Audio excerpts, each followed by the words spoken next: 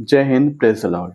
3 मई 2023 वो अपने भारत की हिस्ट्री का और नॉर्थ ईस्ट की हिस्ट्री का वो सबसे बुरा दिन था जिस दिन 2 बहुत ही सभ्य, बहुत ही सिविलाइज़्ड और बहुत ही कोएग्जिस्टेंस में रहने वाली जो समूह थे, जो ट्राइबल जातियाँ थी जिसे मैतेई और कुकी कहते हैं, वो आपस में विद्रोह करना शुरू कर दिया। दोनों में तनाज़े और झगड़े होना शुरू हो गए। ये जो पूरा जैसा आपको पता है कि 3 मई 2023 को होने वाला ये जो विद्रोह था, वो बेसिकली एक शांति पूर्वक चलने वाला धरना था जो कि कुकी लोगों के द्वारा किया गया था। लेकिन ज़ाहिर-सी बात है आपको पता है कि जो भारत की पॉलिटिक्स या दुनिया की पॉलिटिक्स इतनी ख़राब है। आप जानते हैं कि पॉलिटिक्स इतनी ख़राब चीज़ है कि जो शांतिपूर्ण तरीके से जो धरना चल रहा था, वो फिर एक रूप ले लेता है बड़े आकार का विद्रोह का।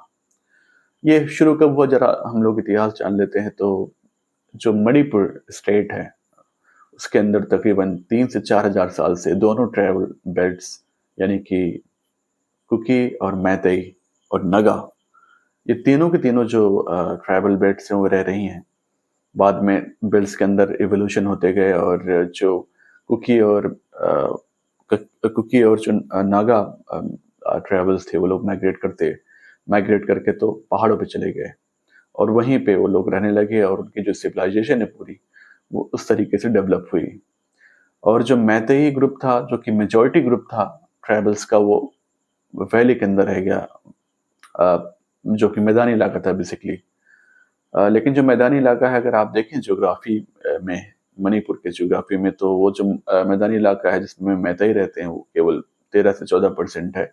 बाकी 86 से 87% यानी 86 टू 87% मणिपुर जो है वो बेसिकली हिल्स वहाँ पे हैं और उन हिल्स पे ज़ाहिर-सी बात है बहुत सारे रिसोर्सेज़ हैं, नेचुरल ब्यूटी है और ऐसे भी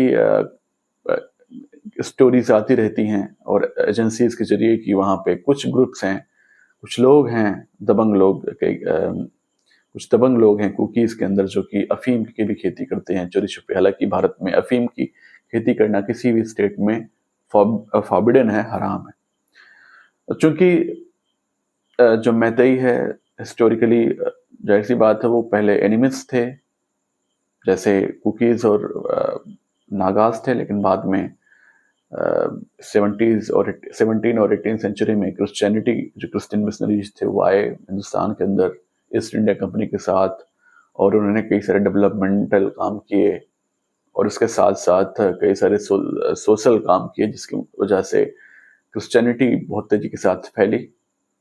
इम्फाल वैली के अंदर भी, मीन्स मणिपुर वैली के अंदर भी और हिल एरियाज़ में, और जिसकी वजह से मैतेई जो थे उनके तकरीबन 3 से 4% पॉपुलेशन उन्होंने क्रिश्चियनिटी एक्सेप्ट की। मेजॉरिटी ने हिंदुइज्म एक्सेप्ट किया। लगभग आप 70 टू 80% जो मैतेई वो हिंदू हैं, 5 टू 10 3 टू 5% क्रिश्चियंस हैं, 8 टू 15% तकरीबन वो इस्लाम को फॉलो करते हैं। तो बाकी अगर हम लोग कुकीज़ की बात करें तो कुकीज़ जो है मेजॉरिटी क्रिश्चियनिटी को ही फॉलो करते हैं, कुकीज़ एंड नागाज़। अब प्रॉब्लम ये थी कि जो कुकीज़ थी और जो मैतेईज़ थे वो बेसिकली जो भारत का जो संविधान है जिसमें जनरल, ओबीसी, एससी और एसटी की कैटेगराइजेशन की गई है, उसमें शेड्यूल्ड ट्राइब में आती है। और एडवांटेज इस चीज़ का ये था कि चूँकि शेड्यूल्ड ट्राइब में आती है या समूह पूरा, तो उनके गवर्नमेंट जॉब्स में पोजीशन होल्ड करने के, चाहे वो बैंकिंग जॉब्स हों, चाहे वो पुलिस की जॉब्स हों, चाहे कोई भी गवर्नमेंट जॉब हो, उनमें स्टेट लेवल के मैतेई कुकीज़ और नागाज़ के होने के चांसेस ज़्यादा रहते थे just because of the reservation that they had obtained from the government as well. और जो मैतेई समाज था, चूँकि मैतेई समाज में जैसे मैंने आपको बताया कि 10 से 12% मुसलमान हैं, 70 टू 75% जो है वो हिंदुइज़्म को फॉलो करते हैं और 3 टू 5% रफली वो क्रिश्चियनिटी को फॉलो करते हैं और रेस्ट ऑफ मैतेईज फॉलो बुद्धिज्म। तो अब यहाँ पे जो मैतेई ग्रुप के लोग थे, जो मैतेई ट्राइब है, वो जनरल, ओबीसी में डिवाइड है और ईडब्ल्यूएस में। EWS means economically weaker section. इन तीनों कैटेगरी के अलावा उसमें कोई सब डिवीजन नहीं है, ना ही शेड्यूल कास्ट है और ना ही शेड्यूल ट्राइब है। इस वजह से एक असंतोष बहुत पहले से ही मैतेई समुदाय में फैला हुआ था, जस्ट बिकॉज ऑफ कि उनके पास गवर्नमेंट जॉब्स के पाने के चांसेस कम हुआ करते थे in comparison of cookies. Although अगर हम पॉपुलेशन देख लें तो कुकीज़ की जो पॉपुलेशन है वो तकरीबन 17 से 18% है, और लगभग नागाज़ ही इतने आसपास है। नागाज़ की जो पॉपुलेशन है वो 20 से 22% है, यानी इन दोनों का जो सम अप कर लें तो 40% है, और बाकी जो 60% बचा हुआ है पॉपुलेशन मणिपुर का वो मैतेई समाज का है। और पूरा मैतेई समाज का जो आबादी है 2011 के स्टेटिस्टिक्स के हिसाब से वो 28 लाख बताया जा रहा है। अभी अगर आप करेंगे तो जाहिर सी बात है बड़ा होगा, 2-3 लाख बड़ा होगा, लेकिन मैं 28 लाख का ही आंकड़ा लेके चलता हूँ। तो 28 लाख में तकरीबन 60% जो मैतेई समाज है, 55 to 60%, ये तकरीबन आपका हो गया 17 लाख करीब। तो 17 लाख आउट ऑफ 28 लाख मैतेई हैं, बाकी जो 11 लाख बच्चे हैं वो कुकीज़ हैं और नागाज़ हैं। लेकिन प्रॉब्लम ये है कि अगर हम लोग जॉब स्टेटिस्टिक्स देखें तो सरकारी जॉब की मैं बात कर रहा हूँ, तो सरकारी गवर्नमेंट जॉब के पॉइंट ऑफ व्यू से जो परसेंटेज है वो कुकीज़ और नागाज़ का ज़्यादा है इन कंपैरिजन ऑफ मैतेई। तो ये जो असंतोष था, ये जो डिसकंटेंट था, वो बहुत पहले से ही चल रहा था, वो 2010 से ही चल रहा था। और 2013 में मैतेई समाज के ही एक आदमी जिनका नाम था चिरोजीत सिंह, उन्होंने पिटीशन डाला फाल हाई कोर्ट के अंदर, और वो चाह रहे थे कि उन्हें भी शेड्यूल ट्राइब में डाला जाए, क्योंकि वो भी जो है ट्राइबल बेल्ट में आते हैं। लेकिन ये जाहिर सी बात है इतना आसान नहीं था। जो लोकल ग्रुप्स थे कुकीज़ और नागाज़ के, उन्होंने इसका विरोध करना शुरू किया।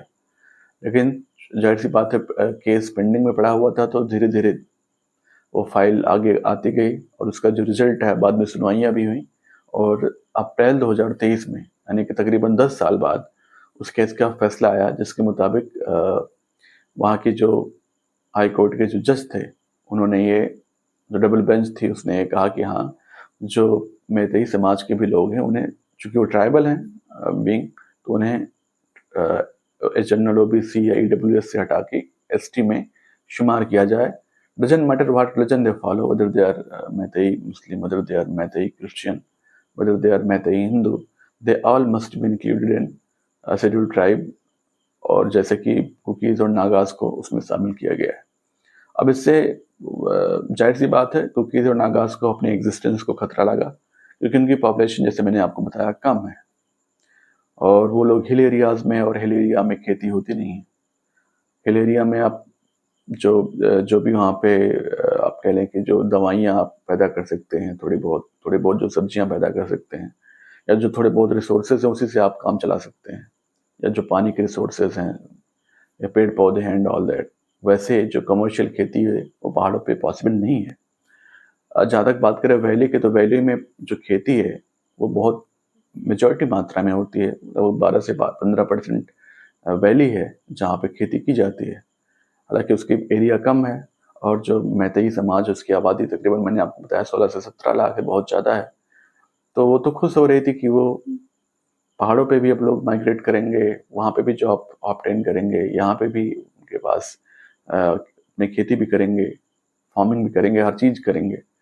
तो ये जो इनसिक्योरिटी की भावना थी कुकीज़ और नागाज़ के अंदर, जो कि पहाड़ों पे रहने वाली थी, इन्होंने फिर अपना ऑल इंडिया जो नागाज़ का है, नागाज़ एंड कुकीज़ का, इन्होंने एक सॉलिडेरिटी मार्च निकाला 3 मई 2023 को, जिसमें ऑल इंडिया ट्राइबल्स एसोसिएशन को, जो मणिपुर के हैं, उनको भी बुलाया गया था। उन्हीं के तत्वावधान में, उन्हीं के लीडरशिप में यह आयोजित किया गया था। बाद में जैसा कि पता है कि भारत में जो भी धरने होते हैं वो फिर बाद में वो शांतिपूर्वक नहीं हो पाते हैं। बाद में पुलिस आई, पुलिस कंट्रोल नहीं कर पाई, और एक धरना लगा हुआ था जो कि कुकीज़ और नागाज़ ने लगाया था, और एक धरना लगा हुआ था, आप कह लें कि एक वेलकमिंग रूप में, वेलकम करने के लिए डिसीजन का, मैतेईस का लगा हुआ था। और दोनों ग्रुप फिर बाद में आपस में भिड़ गए, और दोनों के बीच में फिर तशादुम, झगड़े स्टार्ट हो गए। पहले तो ये फिर लाठी डंडे की लड़ाइयाँ शुरू हुई, और फिर बाद में ये अस्त्र शस्त्र, बंदूकों की और इन सब की लड़ाइयाँ होना स्टार्ट हो गई। और हम ये भी जानते हैं कि जो कुकीज़ और नागाज़ की जो बेसिकली 3 अगर आप देखें अ, अपनी आर्मी भी है, कुकीज़ की जो कुकीज़ नेशनल आर्मी है। What is the way forward, इससे बचने का तरीका क्या है? उससे बचने का एक ही तरीका है जो रिकमेंड किया जाता है कि हैं आप दोनों ट्राइब्स, और बात यहाँ पे ट्राइबल्स की हो रही है। रिलीजन जो है सेकेंडरी है, ट्राइबल जो आइडेंटिटी वो पहले है। तो इसका सबसे बेस्ट ऑप्शन ये है कि जो ग्रुप्स है दोनों, उनको एक साथ बैठाया जाए और दोनों के जो हेड्स हैं, जो लीड कर रहे हैं ट्राइबल्स, जो दोनों ट्राइबल कम्युनिटीज़ हैं, कुकीज़ और जो दूसरी ग्रुप है मैतेई, उनके लीडर्स को बुलाया जाए, गवर्नमेंट को लाया जाए और उनके बीच में सुलह कराई जाए। और सबसे अच्छा ऑप्शन है कि जातीय जनगणना कराया जाए, हालाँकि यहाँ पे जाति नहीं, ट्राइबल जनगणना कराया जाए। और उस जनगणना के हिसाब से एक ऑप्शन ये भी हो सकता है कि नौकरियाँ जो निकलती हैं उसमें उसी हिसाब से उनका आरक्षण रखा जाए, रिज़र्वेशन रखा जाए कि जिसकी जितनी संख्या भारी उसकी उतनी हिस्सेदारी।